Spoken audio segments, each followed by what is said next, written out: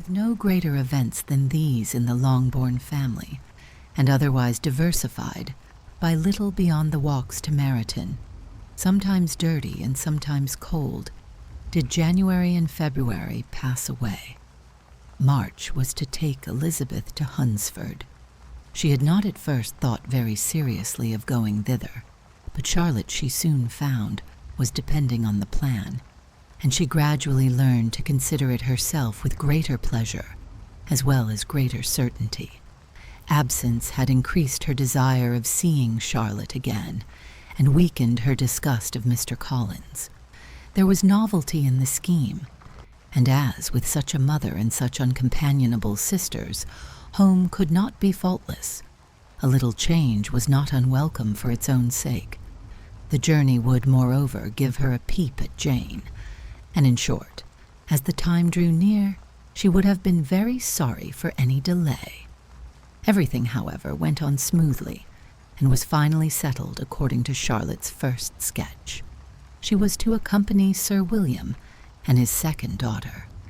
The improvement of spending a night in London was added in time, and the plan became as perfect as plan could be. The only pain was in leaving her father, who would certainly miss her, and who, when it came to the point, so little liked her going that he told her to write to him and almost promised to answer her letter. The farewell between herself and Mr. Wickham was perfectly friendly. On his side even more. His present pursuit could not make him forget that Elizabeth had been the first to excite and to deserve his attention, the first to listen and to pity, the first to be admired, and in his manner of bidding her adieu, wishing her every enjoyment, reminding her of what she was to expect in Lady Catherine de Bourgh, and trusting their opinion of her, their opinion of everybody, would always coincide. There was a solicitude, an interest, which she felt must ever attach her to him with a most sincere regard, and she parted from him convinced that, whether married or single, he must always be her model of the amiable and pleasing. Her fellow travelers the next day were not of a kind to make her think him less agreeable.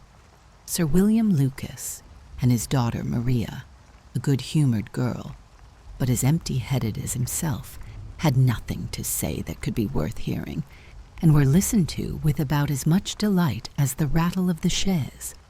Elizabeth loved absurdities, but she had known Sir William's too long.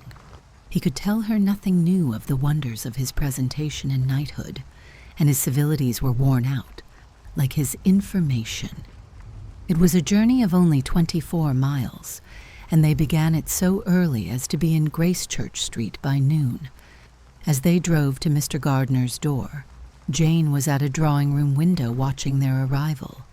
When they entered the passage, she was there to welcome them, and Elizabeth, looking earnestly in her face, was pleased to see it healthful and lovely as ever. On the stairs were a troop of little boys and girls, whose eagerness for their cousin's appearance would not allow them to wait in the drawing-room, and whose shyness, as they had not seen her for a 12-month, prevented their coming lower. All was joy and kindness. The day passed most pleasantly away, the morning in bustle and shopping, and the evening at one of the theatres. Elizabeth then contrived to sit by her aunt. Their first subject was her sister, and she was more grieved than astonished to hear, in reply to her minute inquiries, that though Jane always struggled to support her spirits, there were periods of dejection. It was reasonable, however, to hope that they would not continue long. Mrs. Gardiner gave her the particulars also of Miss Bingley's visit in Gracechurch Street, and repeated conversations occurring at different times between Jane and herself, which proved that the former had, from her heart, given up the acquaintance. Mrs. Gardiner then rallied her niece on Wickham's desertion, and complimented her on bearing it so well. "But my dear Elizabeth," she added, "what sort of girl is Miss King? I should be sorry to think our friend mercenary. Pray, my dear aunt, what is the difference in matrimonial affairs between the mercenary and the prudent motive. Where does discretion end and avarice begin? Last Christmas you were afraid of his marrying me, because it would be imprudent, and now, because he is trying to get a girl with only £10,000, you want to find out that he is mercenary. If you will only tell me what sort of girl Miss King is, I shall know what to think. She is a very good kind of girl, I believe. I know no harm of her. But he paid her not the smallest attention till her grandfather's death made her mistress of this fortune? No. Why should he? If it were not allowable for him to gain my affections because I had no money, what occasion could there be for making love to a girl whom he did not care about, and who was equally poor? But there seems indelicacy in directing his attentions towards her so soon after this event. A man in distressed circumstances has not time for all those elegant decorums which other people may observe. If she does not object to it, why should we? Her not objecting does not justify him. It only shows her being deficient in something herself, sense or feeling. "Well," cried Elizabeth, "have it as you choose. He shall be mercenary, and she shall be foolish." "No, Lizzie, that is what I do not choose. I should be sorry, you know, to think ill of a young man who has lived so long in Derbyshire." "Oh, if that is all, I have a very poor opinion of young men who live in Derbyshire, and their intimate friends who live in Hertfordshire are not much better. I am sick of them all, thank heaven. I am going tomorrow where I shall find a man who has not one agreeable quality, who has neither manners nor sense to recommend him. Stupid men are the only ones worth knowing after all. Take care, Lizzie. That speech savors strongly of disappointment. Before they were separated by the conclusion of the play, she had the unexpected happiness of an invitation to accompany her uncle and aunt in a tour of pleasure, which they proposed taking in the summer.